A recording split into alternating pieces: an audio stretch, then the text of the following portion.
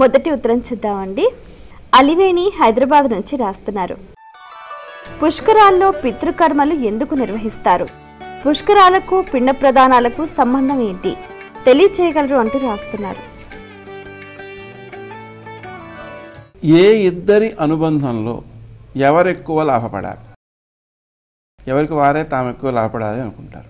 తల్లిదండ్రులు మాత్రం తమ పిల్లలు లాభపడినా తాము లాభపడిన దానికంటే ఎక్కువ ఆనందపడతారు. కాబట్టి వారి యొక్క ఆశీస్సులు అనుగ్రహము ప్రతి వంశానికి ప్రతి వ్యక్తికి అవసరమే.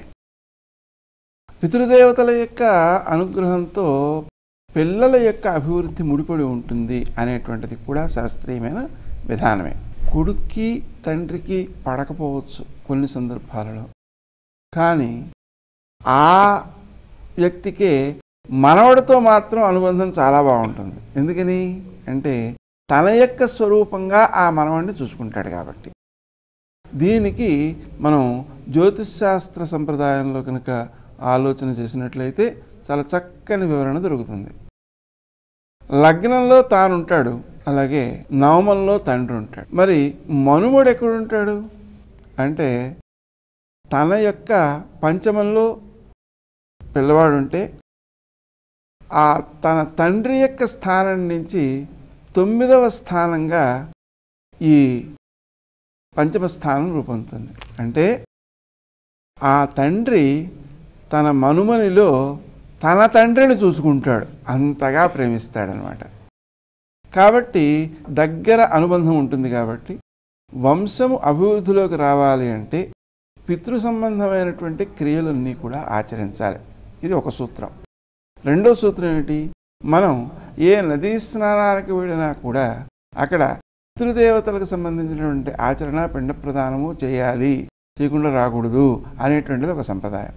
ఎందుకు అలా చేయాలి అంటే మనము ఆ నదీ స్నానం వల్ల వచ్చేటువంటి పుణ్యాన్ని పొందడంతో పాటుగా అక్కడ మనం పితృదేవతారాధన చేసినట్లయితే పితృదేవతలకు కూడా ఆ నదీ స్నాన ఫలితము, ఆ నదీ తీర నివాస ఫలితము ఇవన్నీ కూడా సిద్ధిస్తాయి అన్నమాట.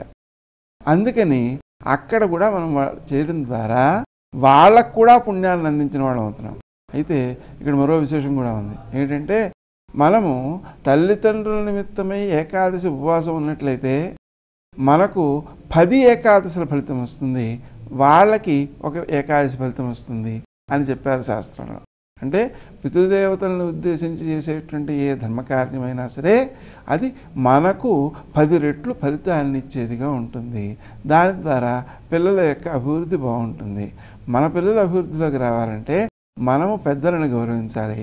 అంతేకాదు మనం పెద్దలను గౌరవించకపోతే మన పిల్లల యొక్క పెద్దలమైన మనము వాళ్ళ దృష్ట్యా గౌరవించబడే వాళ్ళం అవుతామా? కావండి.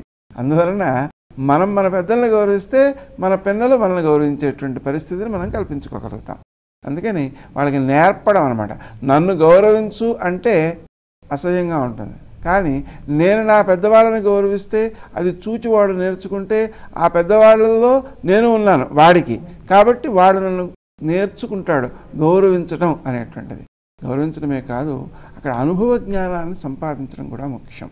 అందువలన మన పెద్దలని స్మరించినట్లయితే మనకు అనుభవ జ్ఞానం వస్తుంది. ఎలా వస్తుంది? ఉదాహరణకి నేను చాలా ఇబ్బందుల్లో ఉన్న సమయంలో ఓ మిత్రుడు గుర్తొచ్చాడు. ఆ మిత్రుడికి కనుక నేను ఒక్క ఫోన్ చేసినట్లయితే వెంటనే ఈ సమస్య పరిష్కారం అయిపోతుంది అనిపించింది. ఆ అనిపించినప్పుడు ఒక ధైర్యం వచ్చింది, ఒక ఓపిక వచ్చింది. ఎవరో దానం చేయమని సహాయం చేయమని అడిగితే ఆ ఇన్స్పిరేషన్తో వీడికి సహాయం కూడా చేశాను.